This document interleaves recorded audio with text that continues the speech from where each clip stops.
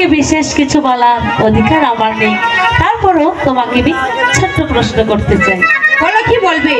আচ্ছা বলো তো, একটি মাঝি কয়টি নৌকা চালাতে পারে? একটি মাঝি একটি নৌকায় চালাতে পারে।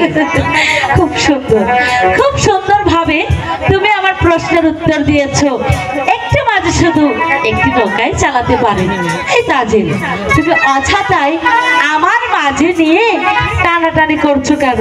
আর এখানে দেখো না, শত শত মাঝি আছে,